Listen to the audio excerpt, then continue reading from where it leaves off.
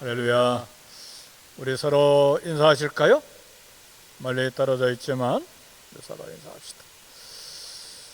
여러분의 가정과 영혼에 하나님의 은혜와 평안이 있기를 제 이름으로 축복합니다. 날씨가 무덥죠? 아침 저녁으로는 좀 시원한데 낮에는 좀 무더운 것 같습니다. 건강 잘 또 관리하시기를 바랍니다. 오늘 본문에는 고난주간 금요일 이른 새벽에 숨가쁘게 일어난 사건을 기록하고 있습니다. 뭐가 그렇게 숨가쁘게 긴박한 상황들이 일어났는가? 가룟 유다가 한 무리의 군인들을 이끌고 겟셈마네 동산으로 올라왔습니다. 한 무리라고 하니까 10명, 20명 정도가 아니고 어떤 학자들의 말에 의하면 수백 명이 이렇게 몰려왔다 하는 학자도 있습니다. 유다가 앞장서서 온 것은 우리가 잘 아는 대로 유다는 돈이 되는 일이 무엇인지를 알고 군인들을 데리고 앞장서서 올라온 것입니다. 이 깜깜한 밤에 감난산 겟셈마네 동산이 가로등이 있는 게 아니잖아요. 더구나 2000년 전이잖아요. 그 숲속 동산의 깜깜한 밤에 예수님이 누군지 군인들에게 알려주기만 하면 돈을 버는 거예요. 상황이 그렇습니다. 이와 비교해서 나머지 10 제자들은 똘똘하지 못하고 어리석습니다. 그들은 자신도 모르게 돈 안 되는 일에 자신들을 다 예수님께 맡기고 기도하지 아니한다고 예수님께 꾸지람까지 들은 사람들입니다. 그들은 웅성웅성하는 소리, 횃불들이 춤추는 그때에 잠에서 덜 깨어난 멍한 얼굴로 가룟 유다를 쳐다보았습니다. 인간적으로 볼 때 가룟 유다는 지혜가 뛰어났고 계산도 탁월했고 그리고 굉장히 부지런했어요. 밤새 잠자지 아니하고 밤새 부지런 군인들에게 가서 수많은 군인들을 데리고 감람산으로 올라왔고 얼마나 부지런합니까? 그리고 어떤 거래를 대제사장들과 군인들과 종교 지도자들하고 거래하고 있는지를 분명히 아는 똑똑한 사람이 가룟 유다였어요. 모든 제자들이 잠든 그 순간에도 가룟 유다는 한숨도 잠자지 아니하고 자기의 소득을 위해서 거래를 열심으로 한 사람이에요. 어떤 면에서 볼 때 사랑하는 성도 여러분, 이런 남자가 인생에 탁월한 사람이에요. 그리고 더 많이 소유를 가질 수 있는 사람이고 지혜로운 자처럼 보입니다. 그러나 첫 번째로 오늘 우리가 생각할 것은 성결한 지혜가 무엇인가. 우리는 여기에서 매우 중요한 사실 하나를 생각해야 되는데, 야고보서 기자는 예수님의 동생 야고보서를 쓴 야고보 장로님은 야고보서에서 이런 이야기를 했습니다. 위로부터 난 지혜는 성결하다. 첫 번째가 하늘로부터 내려온 지혜, 하나님으로부터 내려온 지혜, 성령님으로부터 내려온 지혜는 성결하다. 성결하다는 말은 거룩하고 깨끗하다. 그런 말입니다. 참 지혜는 성결이 우선입니다. 아무리 똑똑하게 보여도 성결하지 못한 지혜는 악에 속하는 것입니다. 악한 일에 총명하고 악한 일에 부지런한 것은 악일 뿐입니다. 그래서 고린도전서 14장 20절에서 사도 바울은 이렇게 고린도 교회를 향해서 이야기했습니다. 형제들아, 지혜는 어린아이가 되지 말고 악에는 어린아이가 되라. 지혜에는 장성한 사람이 되라. 악에는, 악한 일에는 어린아이처럼 어리벙벙하고 얼떨떨하고 미숙한 사람이 되라는 거예요. 어떤 일에? 악한 일에는 미련하게 되라는 말이에요. 그러나 열한 제자들처럼 조금 못나게 보여도 선하게 사는 것이 지혜다. 그런 말씀입니다. 선함과 거룩함에는 어리석함이 있고 모자람이 있어 보입니다. 그래서 세상 살 때에 막 비상한 머리를 가지고 사람들을 속이고 사람들을 밟고 또 자기에게 유익한 것을 향해서 정신없이 달려가는 것을 볼 수 있는데, 그러나 선함과 거룩함에는 도무지 그런 악한 일에는 머리가 돌아가지 않는 어리숙함, 모자람이 있어야 된다는 말이에요. 제자들처럼 뒤떨어져 보이고 앞뒤가 막혀서 답답함도 있어 보이는 것입니다. 가룟 유다가 지금 웬 군대들을 이끌고 이렇게 이 밤에 횃불을 들고 왔어? 무슨 일이야? 얼떨떨 도무지 분간이 안 되고 상황이 파악이 안 돼요. 이게 열한 제자들이 처한 상황이죠. 그러나 인생의 마지막 승리자는 세상 지혜에 뛰어난 자가 아닙니다. 결국 가룟 유다는 자기 꾀에 빠져서 자기 생명을 자기가 끝나는, 자기 인생을 스스로 끝내는 그런 비참한 삶으로 마지막하게 됐습니다.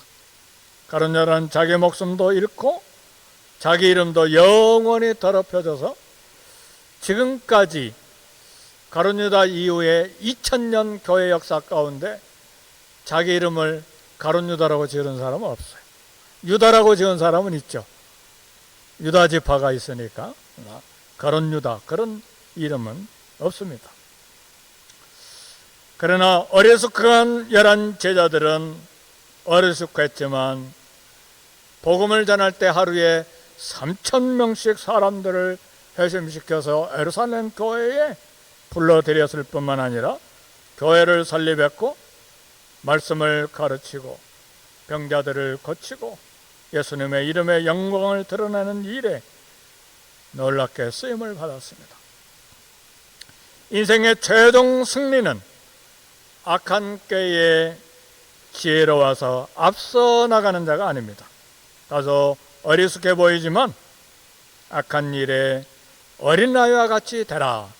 고린도 교회를 향한 사도 바울의 말씀이 진리입니다. 그래서 성경은 악에 장성하지 말고, 악에는 그렇게 지혜 총명자가 되지 말고 지혜에 자란 장성한 사람, 지혜는 어른같이 되라. 악에는 어린아이같이 하고 지혜는 다 성숙한 사람 될 것을 교훈하는 것입니다. 악한 일에 똑똑하지 말고 악한 일에 앞장서지 않기를 바랍니다. 어떤 악한 일을 계획할 땐 그 자리에 참여하지 말고 그 자리를 피하는 것이 좋습니다. 절대로 앞장서는 것이 아닙니다. 예수님 팔기 위해 예수님께 입맞춤한 것 지혜가 아닌 악입니다. 입맞춤이 뭔지 미국에서는 잘 모를 수가 있어요.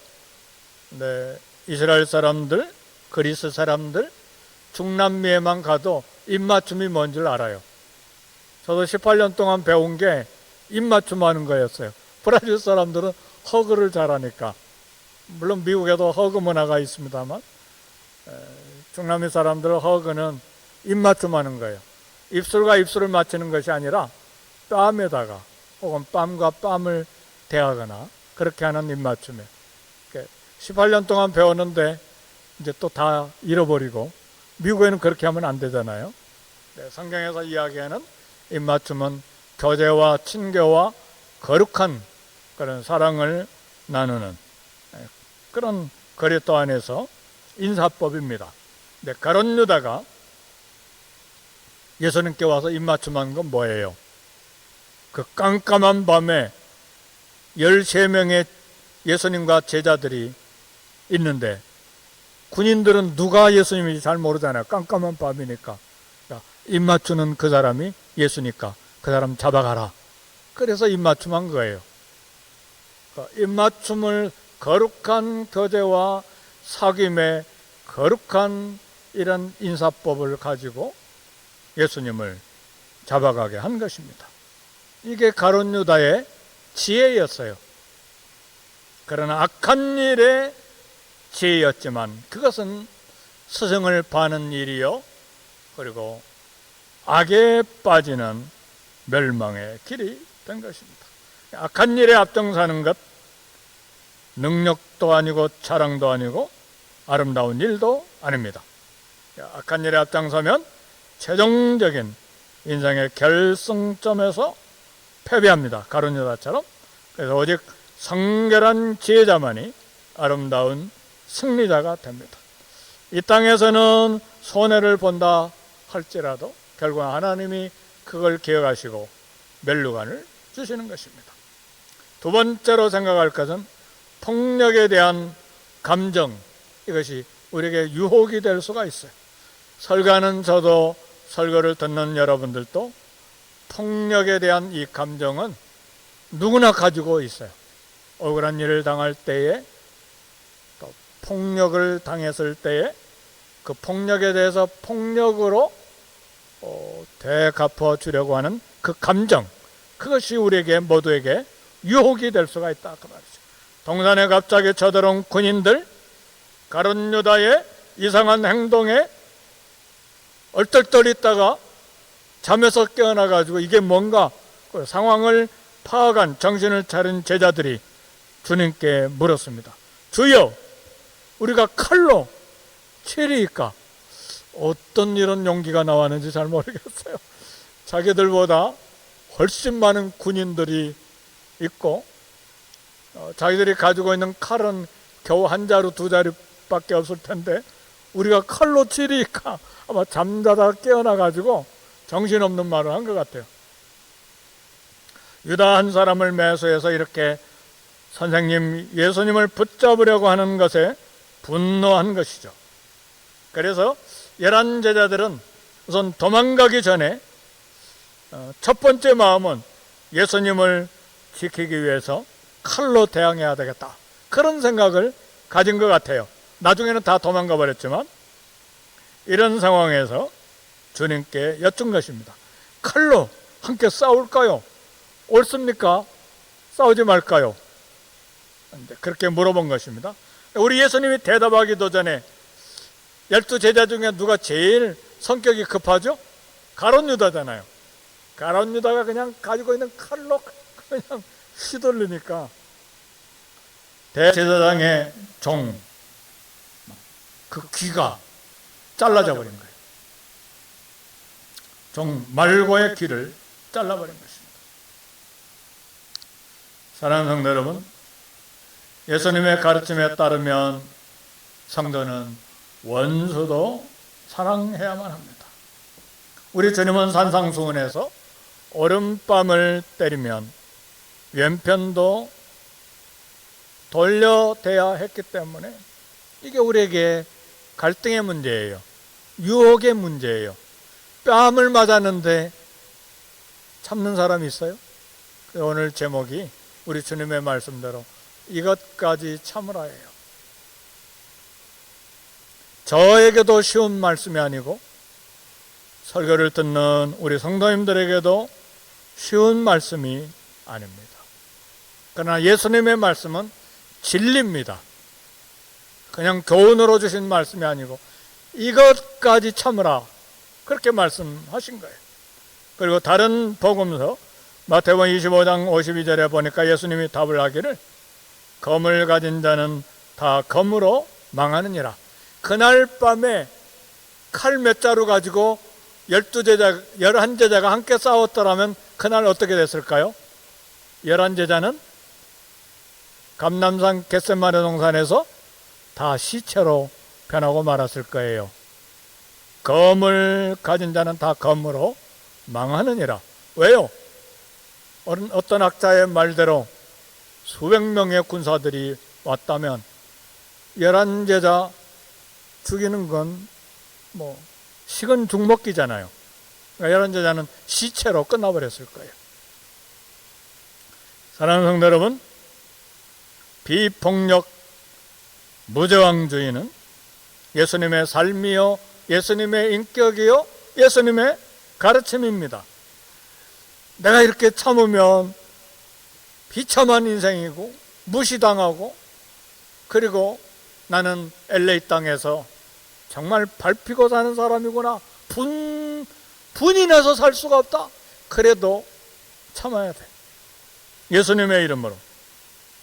비폭력은 예수님이 한 번도 변함없이 가르쳐주신, 흔들림 없이 가르쳐주신 내용입니다. 그래서 우리 예수님 한 번도 폭력이나 무력 행동을 생각해 보신 적이 없습니다. 폭력에 대해서 오늘 저와 여러분, 우리 성도들은 어떤 마음과 행동을 해야 합니까? 예수님과 같은 평화주의는 위협을 받되 위협하지 않는 것입니다. 그런데 왜 우리는 감정적인 대응을 해야 한다고 갈등을 합니까? 주님의 비폭력, 주님의 무저항주의를 따르지 아니할 때에 폭력 앞에서 우리는 감정의 유혹을 느낍니다. 악에 대해서 악으로 갚아주려는 유혹을 받는 것입니다. 그래서 제자들이 끓어오르는 분노 앞에서 주여, 우리가 칼로 치리이까? 그렇게 물어본 거예요. 이런 감정적인 대응은 사마리아를 지나갈 때 우리 제자들이 이야기한 내용이 있어요. 사마리아 사람들이 예수님 일행을 거부하니까 불을 명해서 하늘로 쫓아내려 저희를 다 멸하라 하기를 원하십니까? 사마리아인들이 유대인들 싫어하잖아요. 예수님과 제자들이 사마리아를 통과해서 빠른 길로 예루살렘에 가려고 하니까 사마리아 사람들이 거부할 때에 제자 중에 몇 명이 하늘에서 불이 쏟아져 내려서 이 사마리아 사람 다 불타게 그렇게 하기를 원하십니까? 우리 주님께 그렇게 이야기했는데, 분노의 감정이죠. 무시당했다는 것에 대한 분노이죠. 그래서 폭력으로 갚으려고 하는 것이죠. 그래서 폭력에 대한 감정적인 보복심이 일어날 때에 우리 주님의 십자가를 기억해야 됩니다.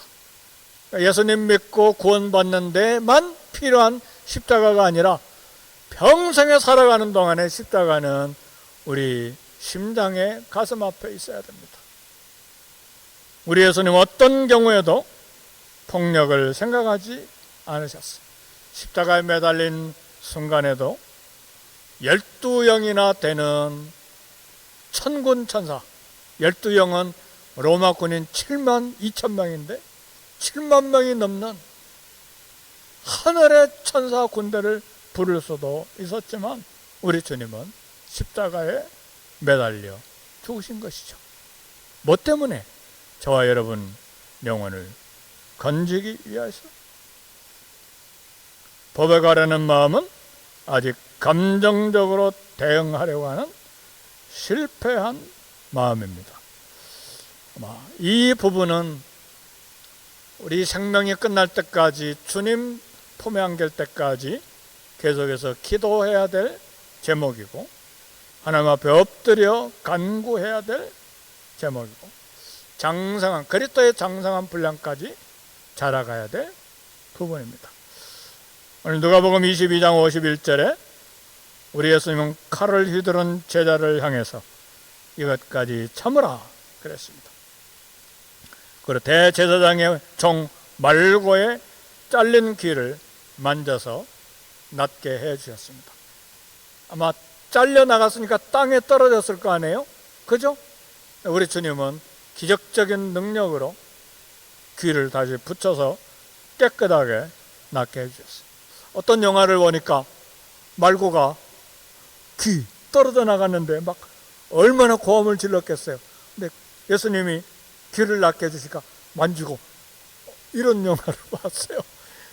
예수님 안 믿었겠어요? 그죠? 우리 예수님이 하신 일이에요.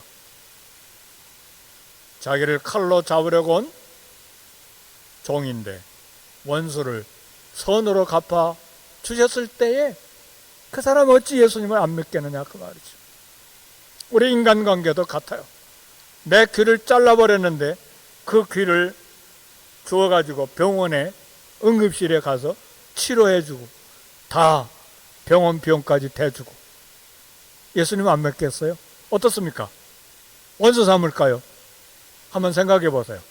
우리 직장에, 자바시장에, 일터에, 우리 교회에, 우리 인간관계에, 친척관계에.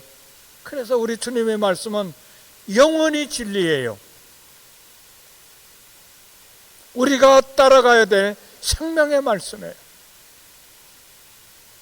물론 악에 대한 의로운 분노를 가질 줄 아는 의에 목마른 자가 되어야 됩니다. 그러나 의로운 분노라고 해서 폭력이 정당화되는 건 아닙니다. 예수님이 원하는 것은 어떤 경우에도 겸손을 잃지 아니하는 것입니다. 아무리 거칠고 부당한 폭력 앞에서도 흔들리지 아니하는 인내가 우리에게 도전이 돼야 됩니다. 견딜 수 없죠.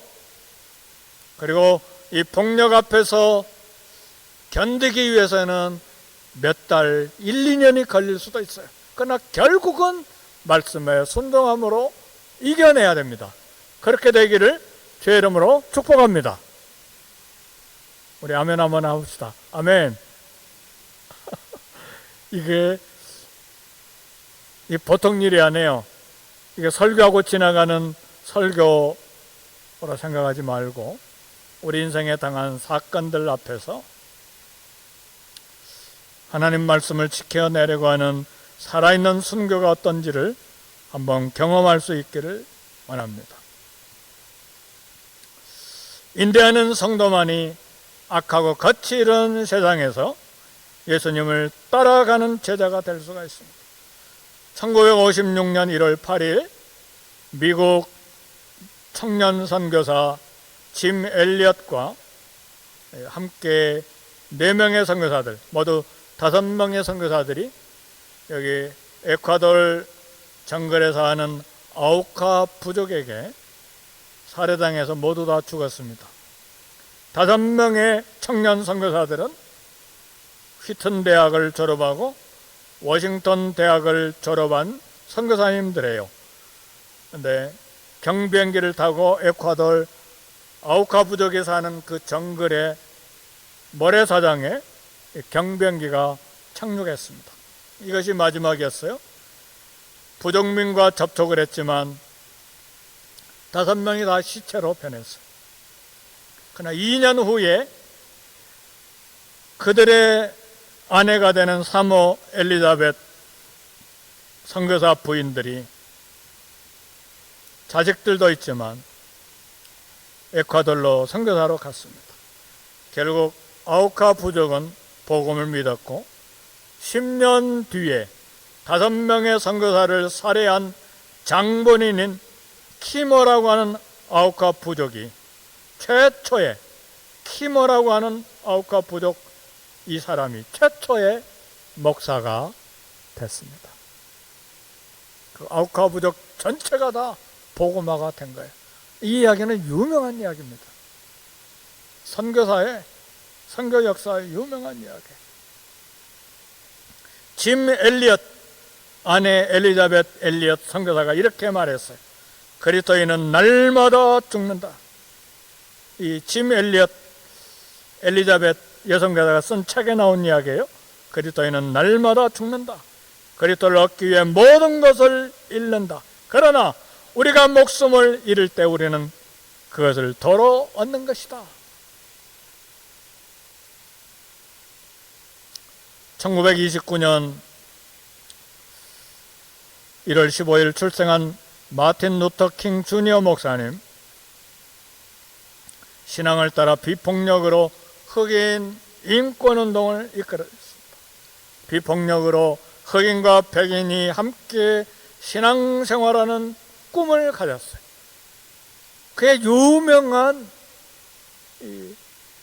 나는 꿈이 있습니다 연설에 워싱턴 DC 광장에 수십만 명이 모였는데 이런 핵심적인 내용 중에 하나가 이런 이야기가 있어요.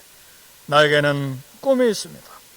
언젠가는 조지아주의 노예들의 후손들과 노예들의 소유주인 후손들이 형제의 사랑의 식탁에서 함께 자리할 수 있을 것이라는 꿈이 있습니다. I have a dream. 미국 침례계 목사인 마틴 루터 킹 주니어 목사님도 1968년 4월에 총에 맞아 순교했습니다. 미국 대통령 린던 존슨은 킹 목사 장례식을 미국의 국장으로 선포하면서 이런 참 이분에 대한 이야기를 했습니다. 비폭력으로 악을 대항하려면 늘 가슴에 인내를 품고 사는, 성령이 주시는 인내를 품고 살아야만 합니다. 잠언 16장 32절에 보니까 노하기를 더디하는 자는 용사보다 낫고 자기의 마음을 다스린 자는 성을 빼앗는 자보다 나으니라. 우리를 괴롭히는 사람을 만나면 가슴을 열어 인내를 꺼내 보여야 합니다. 이런 부분에 너무 부족해요. 저도 그렇고, 그렇죠? 너무너무 부족하잖아요.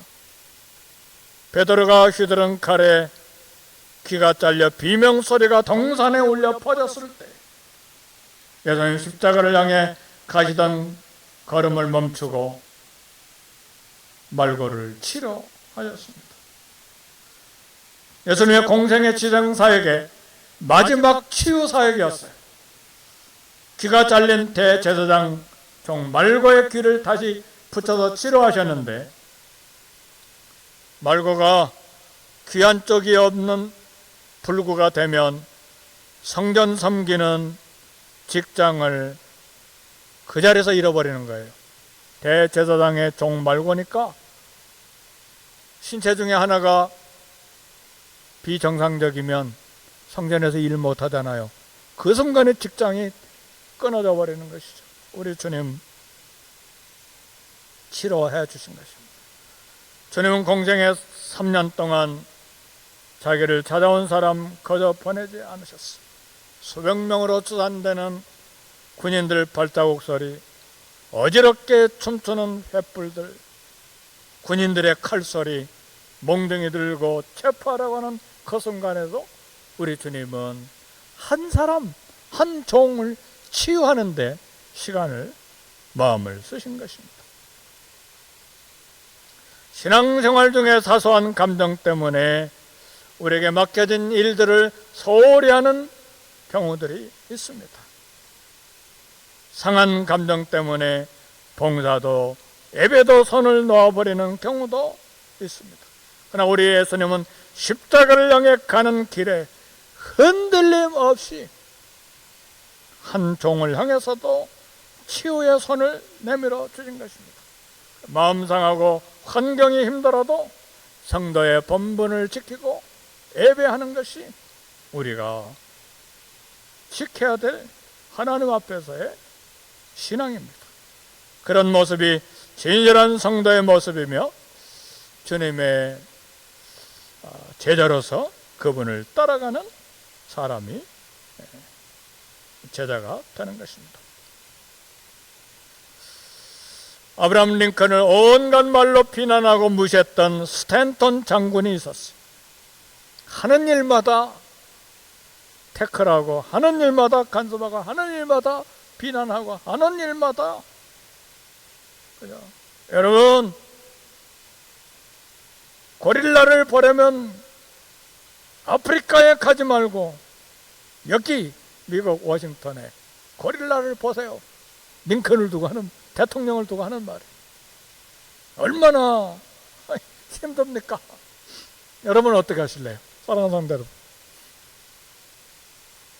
링컨이 친구의 조언을 받아서 수염을 다 깎지 않고 막 길렀잖아요. 고릴라로 그냥 욕한 거죠. 링컨이 끝까지 참고 나중에는 그를 국방장관에 채용했는데, 모든 사람들이 그런 자를 가까이 두면 안 된다고 이야기했는데, 그래도 링컨은 스탠턴을 장관으로 채용을 했습니다. 세월이 흘러서 링컨 대통령이 암살당해서 죽었는데, 스탠턴 관 곁에서 울면서 이렇게 말했습니다.